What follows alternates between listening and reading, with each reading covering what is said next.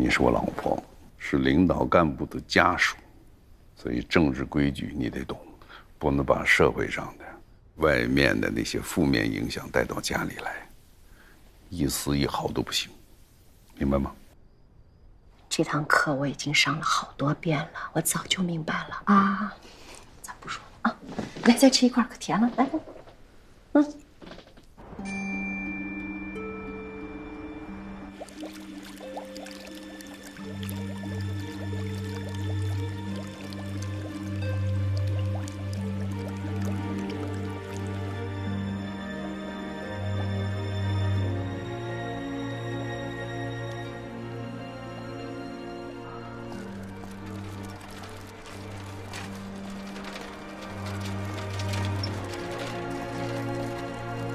你坐，坐，躺着，坐，好，躺着，一天到晚老躺着。哎呀，哎，趁中午休息的时间来看看您。院里这么多事儿，那么忙，你就别来了。我今天来啊，一是探病，二是有件事儿想跟您汇报汇报。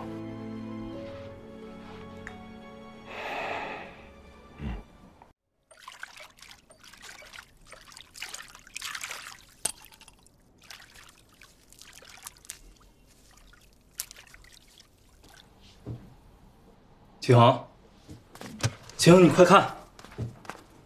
啊，他是不是在船上杀人？哇，这个案子关注度很高啊！你看，点击率都过1000万了。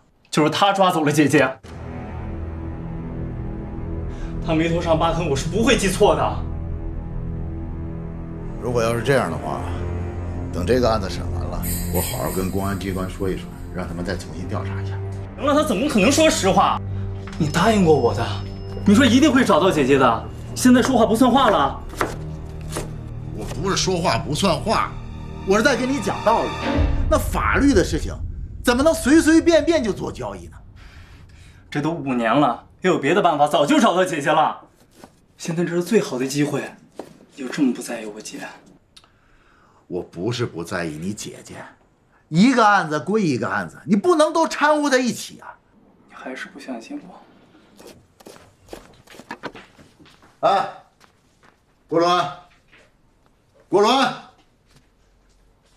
你去哪儿啊？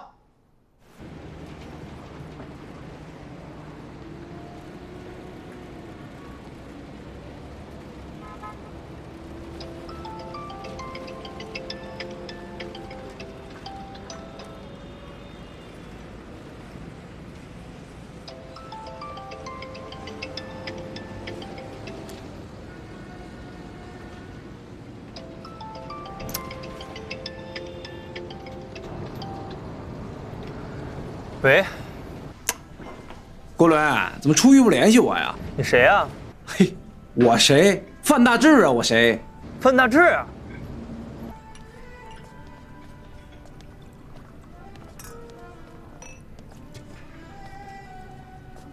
范大志。阿伦，兄弟，想死我了，想死我！终于回来了，太久没见你了。头发短多了，你也帅了呀！来，坐，怎么样？还好吗？在里边特苦吧？哎，行，没事啊。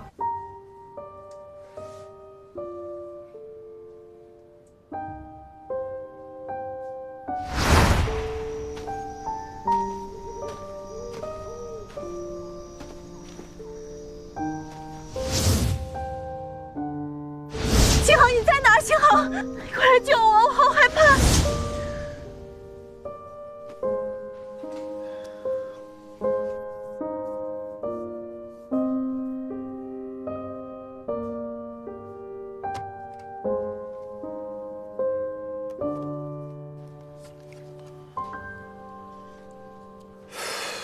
我可多话想跟你说了，我这一肚子话呢。哎，你不在这日子呀，我真无聊啊！天。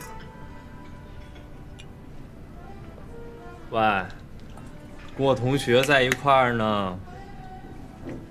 我知道。行，我给你发个定位，可以了吧？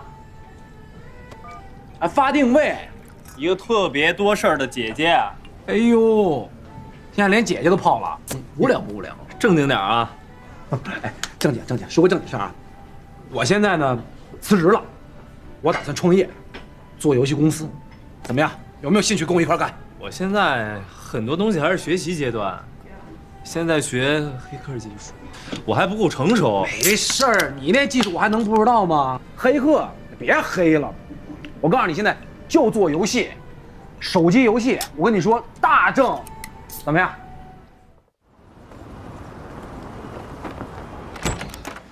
爷爷，人都齐了是吧？队长，大家好，有日子没见。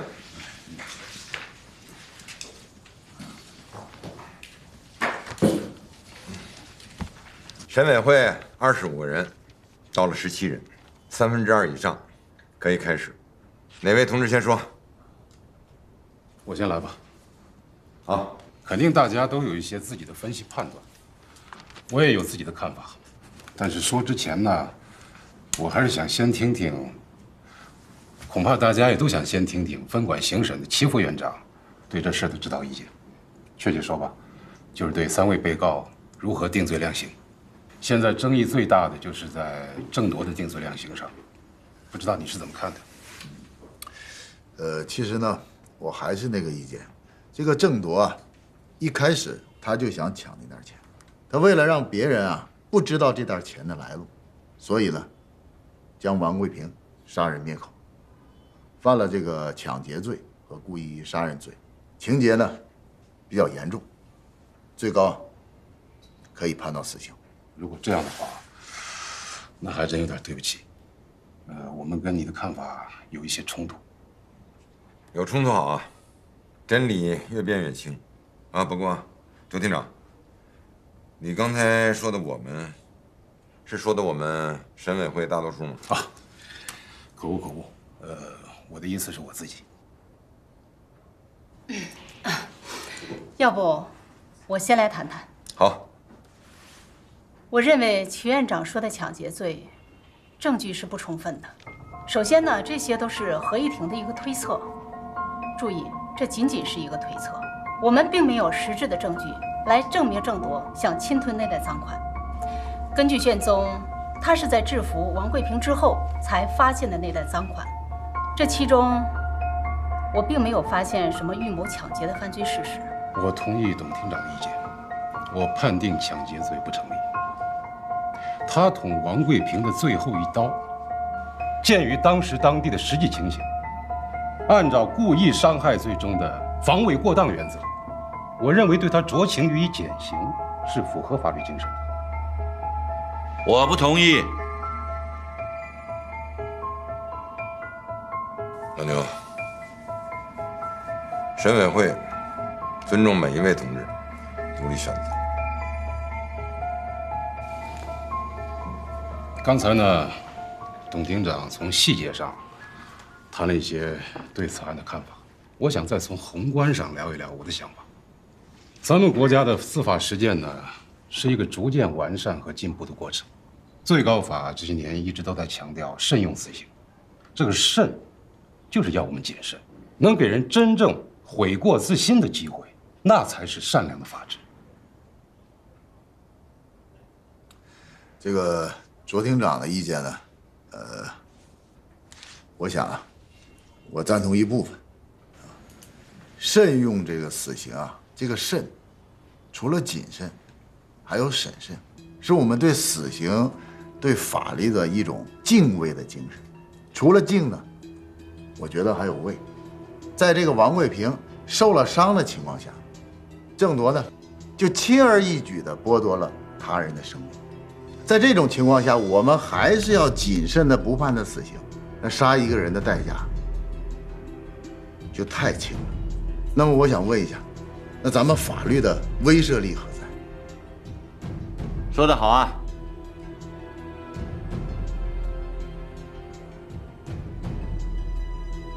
老华，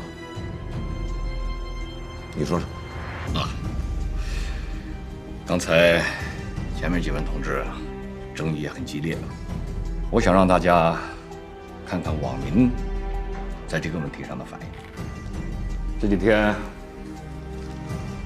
我搜了一下，是的，找到了。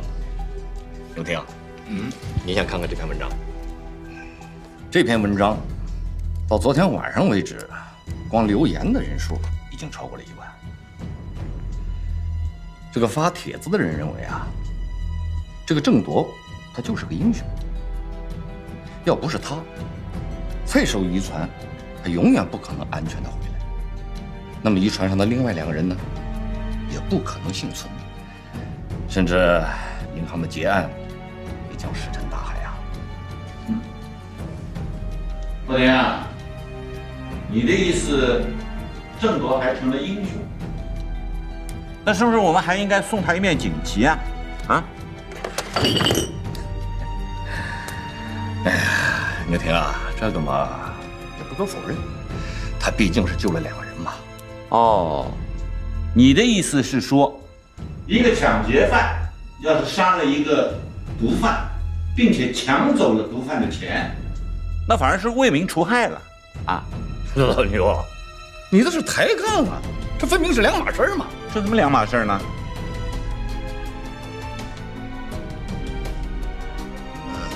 我觉得这个郑铎呀，和他们说的这个英雄啊，有着本质的区别，所以啊，这个说法，我觉得有些偏差。确，王贵平的死，霍廷的意见也是一种参考。我看要不这样，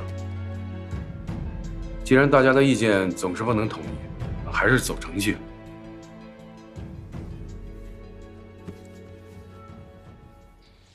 同意表决。同意。圆圆，你的意思呢？那好，那就表决，同意郑铎防卫过当，予以从轻判处，判处有期徒刑6年。请表决。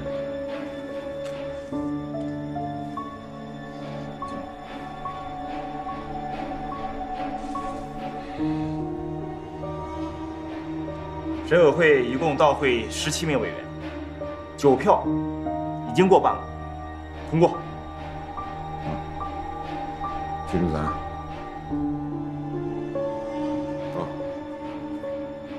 咱们先吃午饭，午饭后接着讨论。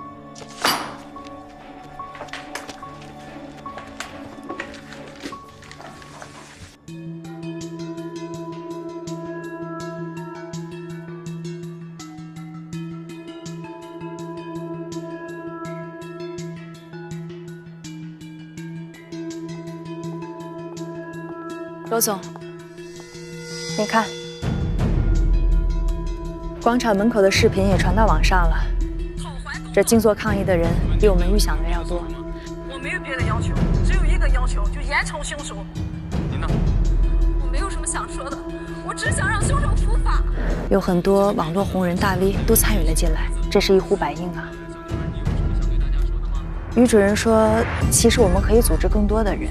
1天也就100块钱，不过就是坐在那哭一哭，很轻松的。人多人少不重要，关键是能让吴书记看见就可以了。李秘书，这都是家属吗？是，有的是死者家属，要求尽快严惩凶手；有的是幸存者的家属，坚信自己的亲人都是无辜的，要求法院赶快放人。胡闹！家属们也就是说，法院一直不给意见，所以才让市委领导替他们定夺。如果再不给个说法的话，他们就准备一起到北京。胡闹！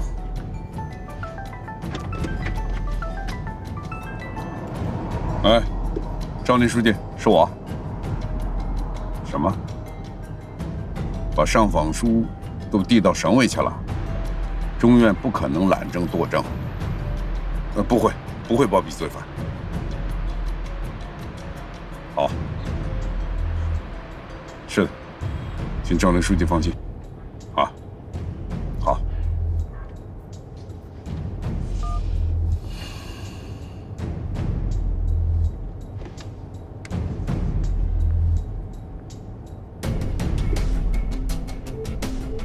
杨国良同志吗？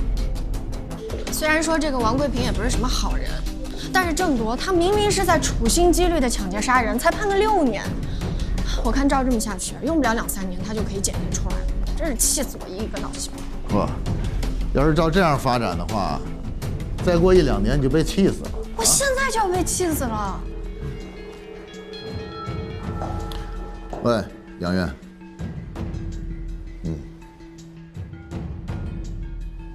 好。好。怎么样？没事吧？没事。如果我们不严惩凶手，老百姓还会继续上网，这样对齐州的平稳发展会不会造成不良的影响？中央、省委乃至全国会不会对齐州的法治建设留下负面印象？投资者对齐州的投资环境会不会丧失信心？总之，这一切后果我们都要考虑，不能让老百姓对政府丧失信心。领导还询问情况，对郑铎的量刑感觉到诧异，问在法理上能不能站住脚？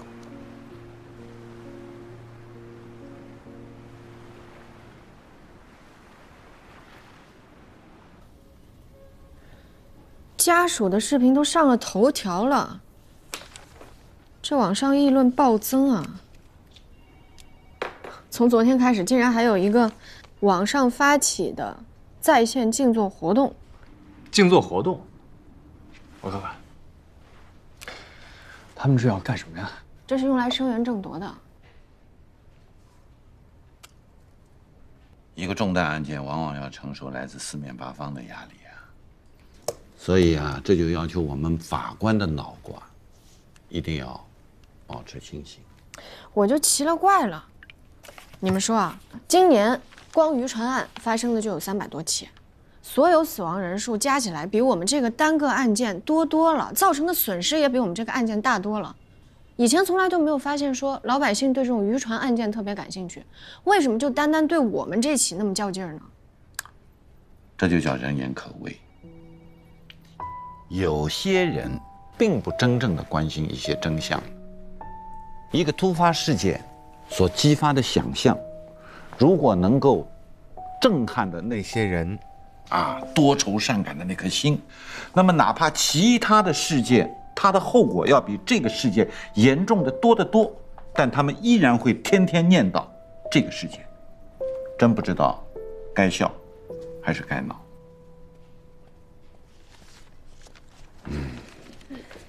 刘婷，时间到了，该开会了。哦，好，我马上过来。秦文静在杀死王贵平上属于共同犯罪，按情节应该定为故意伤害罪的帮助犯罪。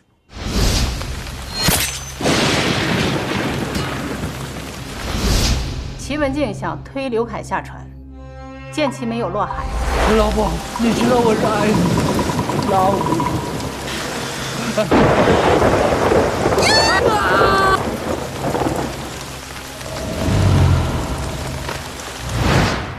这种一而再、再而三的想害死刘凯，就算其中有可以终止犯罪的机会，都全然不顾，痛下杀手。这属于含有主观恶意的故意杀人罪，依法予以严判。我认为判处他死刑是合情合理的，同时也给被害人家属一个可过得起的交代。听，上午还在说慎用死刑，尊重生命，下午说变就变了，这是典型的双重标准嘛，是吧？谁双重标准？怎么就不是双重标准呢？我这是就事论事。哎，张远，老牛，大家争论的很激烈啊。杨院，我说一下齐文静的情况。这个齐文静呢，杀死这个刘凯啊，他是有原因的，是因为刘凯啊，长期的对齐文静，肉体和精神上进行暴力，这一点呢是有证可查的。可是大家想一想，人活着是要有希望的。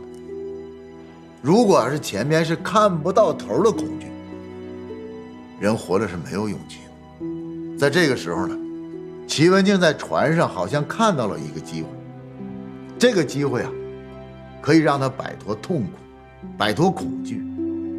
于是他就选择了，但是他错了，他选择了一个毁掉他一生的一个选择，他杀了刘凯。我想问一问，他的这种情况不符合法律当中所规定的减轻的这个标准吗？难道非得让一个孩子，一个7岁的孩子背负一生没有父母的痛苦吗？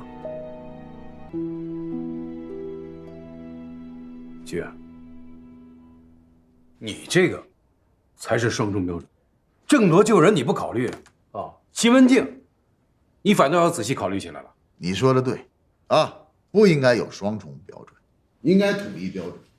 每一个案子，每一个人都要做出最符合事实的审判。如果我们有些人为了其他的目的，不管是为了社会的稳定还是经济建设，或者是他人的仕途，我们来操弄法律的话，那我们就对不起我们身上穿的这个法袍，我们就没有资格今天在这里讨论这个讨论那个，用哪一条的刑法来给这个人定罪？因为最应该定罪的就是我们这些掌握法律的人。七月，不好意思，你说的过于激动了。就是因为他曾经被虐待过，就可以杀人了吗？不错，问题是齐文静在刘凯生命危机的关头，不是过失啊，是主观故意将他弄下大海的。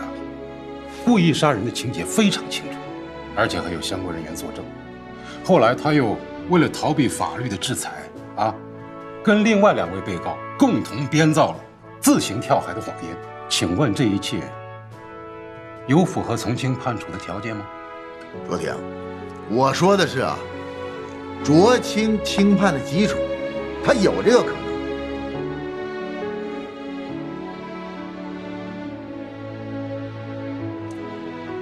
既然这样，看法尖锐对立，无法统一，还是投票表决吧。我同意。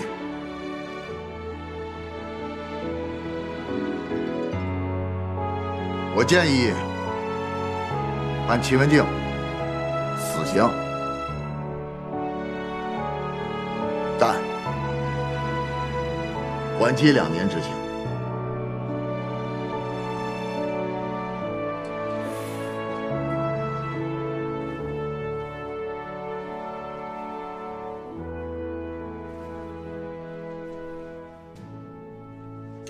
8票，差1票。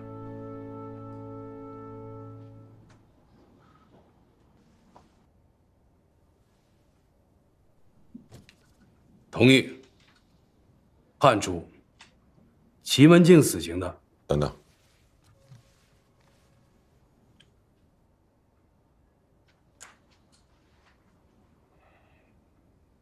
我同意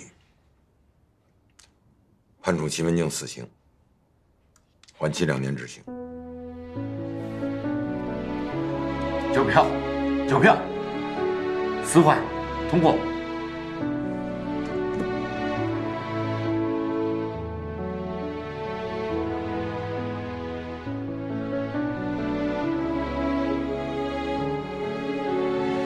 全体起立。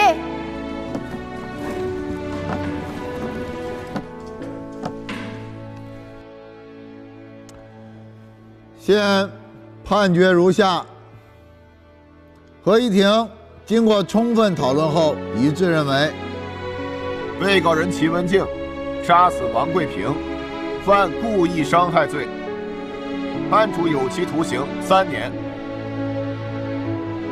杀死刘凯，犯故意杀人罪，判处死刑，缓期2年执行，剥夺政治权利终身。数罪并罚，决定执行死刑，缓期2年执行。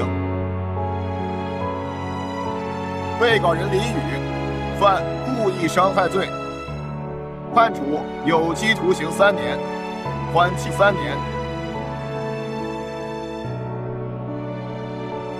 被告人郑铎犯故意伤害罪，判处有期徒刑6年。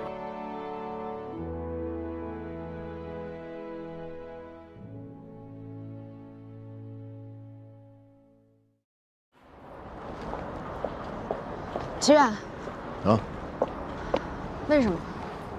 什么为什么？为什么郑铎他装病就只判了6年，而齐文静他那么可怜却要判他死刑？为什么？郑铎这个事情啊，既成事实，我们尽力了，无法改变。齐文静呢，的确是罪不至死，但是审委会啊，有一些人的想法很难改变，也许只有死缓，才能说服其中的一个人改变他的投票。可是虽然判了他缓刑，可是也是对他的一种宣判，就等于说告诉世人他罪大恶极，你让他以后如何面对自己的女儿？难道这就是我们追求的法律的公平和公正吗？马拉松，只要人活着，就会有希望。这个法律又不是给齐文静一个人定的，又不是只判他一个人的死刑，你为什么不想法律救了他呢？现在给他判了一个死缓，没准啊，他可以通过这个死缓，变成无期徒刑，也可以变成20年。如果你今天纠结，那没准最后的结果就是必死无疑。如果不能白纸黑字按律执行，宣判的结果都是要靠人投票的话，那我们辛辛苦苦，我们学了4、5年才考过的司考有什么意义？我们那么辛苦背的那些法条又有什么意义？马拉松，你不能以偏概全。你问刚才说的，法律还有公平公正吗？我告诉你，这个世界上没有完美的法律，也没有完美的审判。那任何对事实真相的审查，都是过去已经发生过的事件的重新理解，所以它不可能没有偏差。如果我们要能做成这样，就已经不枉法律赋予我们的神圣职责了。齐远，好了，你别说了，我知道你想不通，想不通，你慢慢想，我相信你会想得通。对了，郭伦怎么样？他挺好的，他现在住在小学同学范大志的家里，然后1、3、5照常去上手游开发课。好，哎，我也是真服了他。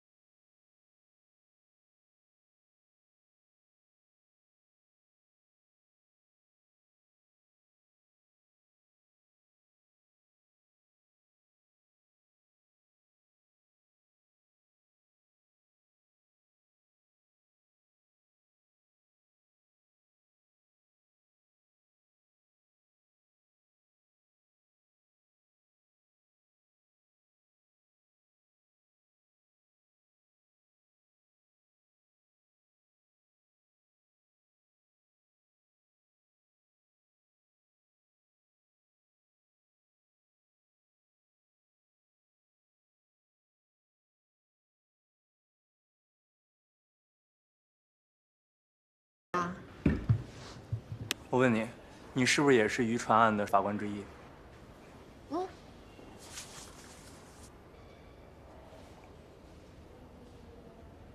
这人资料你有吗？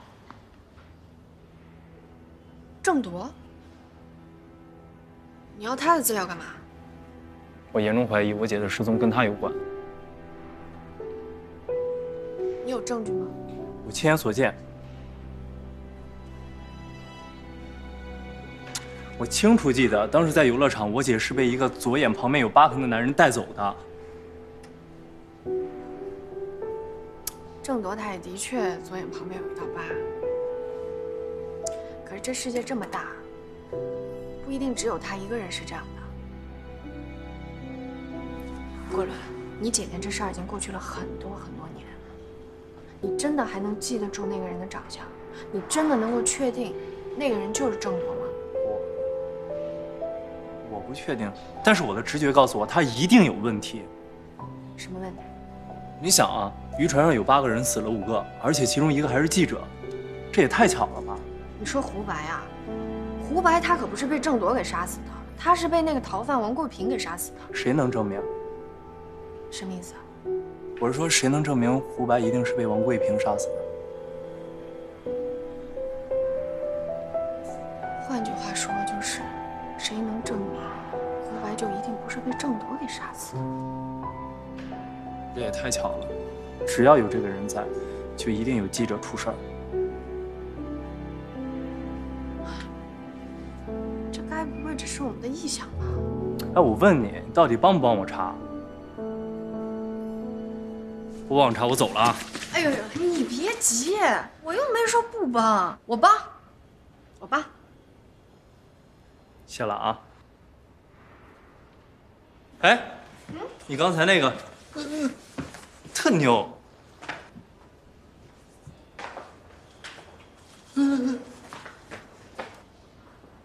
You can you up, no can no baby。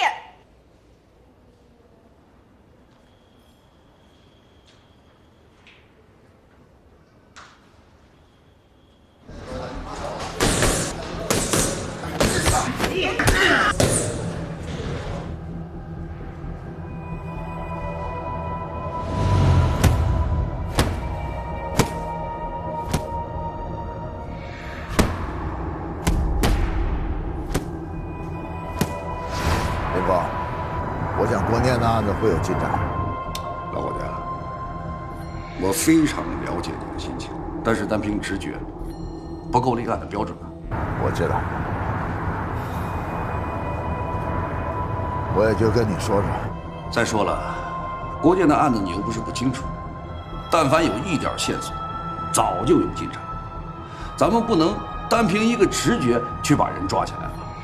还有啊，这个郑铎现在已经在监狱里。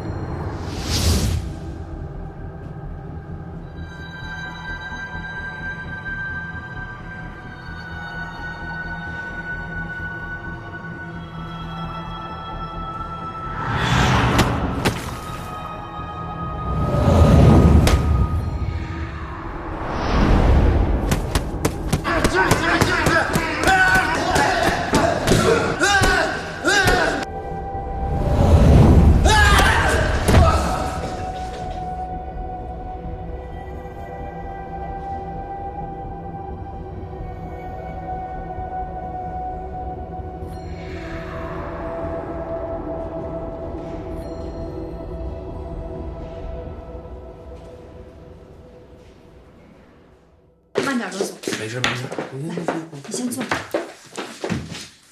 哎呀，罗总，要不要我去给你倒杯水？没事没事没事，不用，没事。那都不早了，你先回去吧。啊。张工他们还等着您给北城3期的项目规划书做指示呢。要不，明天再说。对，明天再说吧，明天再说。好，回去吧。好，那我先走了。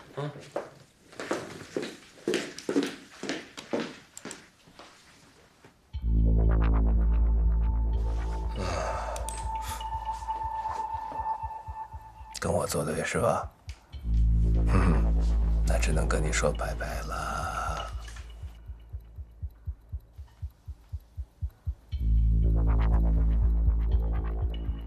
我跟你男人之间的事儿还没完。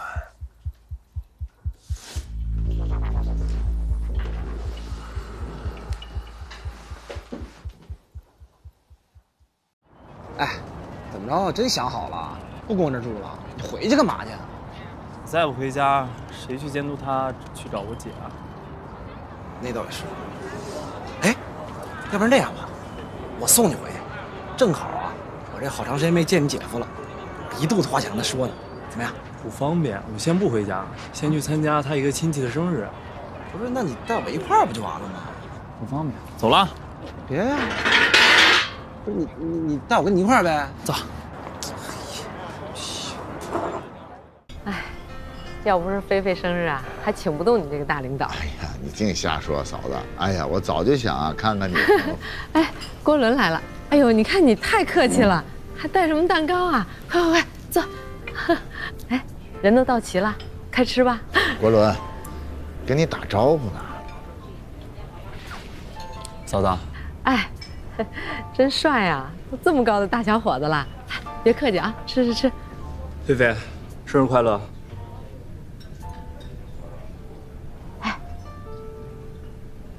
菲菲，你郭伦叔叔祝你生日快乐呢。哦，谢谢。菲菲，哎，眼睛好点了吗？好什么呀？你堂哥虽然生意做得算是不错，可他常驻外地，忙得不可开交。毕竟全公司这么多口人，要张嘴吃饭，就我一个人，在这办着街道幼儿园，既当爹又当妈，也想不到什么好办法能帮到他。嫂子，辛苦你了啊！菲菲倒是不愁吃不愁穿，可就她这眼病，也不知道以后有没有小伙子能看上她。他早就想多了，蚂蚁那么渺小，还会坚强勇敢的生活呢，何况菲菲啊。国伦说的对，去过好几次医院，那个贾大夫啊，还是那句话，他这个情况只能角膜移植，可角膜不是说有就有的，要排队。我想，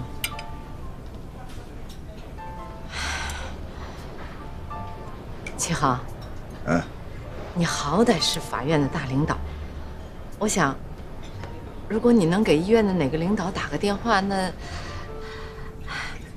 礼物我都备好了。妈，菲菲，没关系。嫂子，这个事儿啊，恐怕有点难办。别说我不认识这个医院的领导，你就算认识，你像菲菲，她这种情况的人，在医院里边成百上千的都排着队呢，咱们去加塞儿不是特别好。哎呀，行了行了，办法会有的。嫂子，哎，咱们一起祝菲菲生日快乐，啊！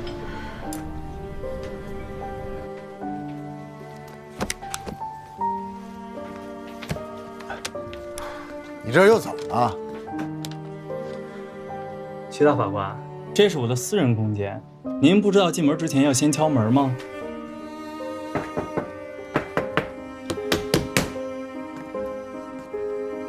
你又怎么了？齐恒，我问你，别人家亲戚都是亲戚，您齐大法官的亲戚就不是人了是吗？你什么意思啊？我姐嫁给你那是因为她倒霉，我作为你内弟，我也认倒霉。可是菲菲跟你有血缘关系啊，你又这么冷血，要像对我一样对她，她眼睛有残。你这个事儿跟菲菲的不一样，她角膜移植都找关系，不排队，给院长打电话，那其他排队的人怎么办？医院是不是乱了？社会是不是乱了？你这样能行吗？你就是一嘴炮亲戚，你去管那些官商病人啊，让他们不要去霸占稀缺医疗资源，就会管自己的亲戚。我明白了，怪不得想不到我姐呢，连自己亲戚都不管。你别动不动什么事儿都拐到你姐身上。我不想跟你说话了，请你出去。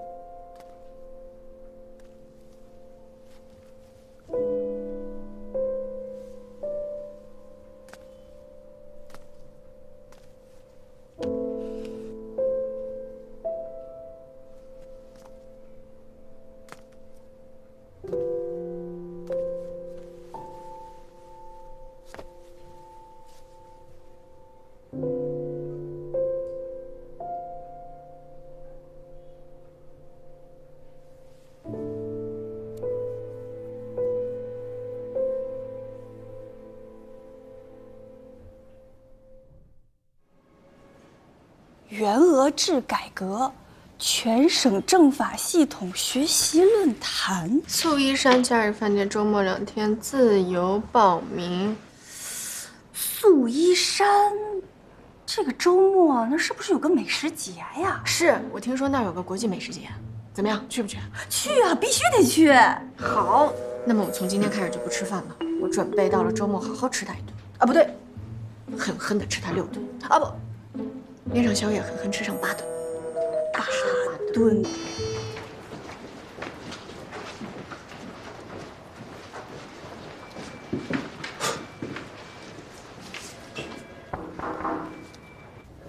牛听好，我来报道了。哈，王默来了。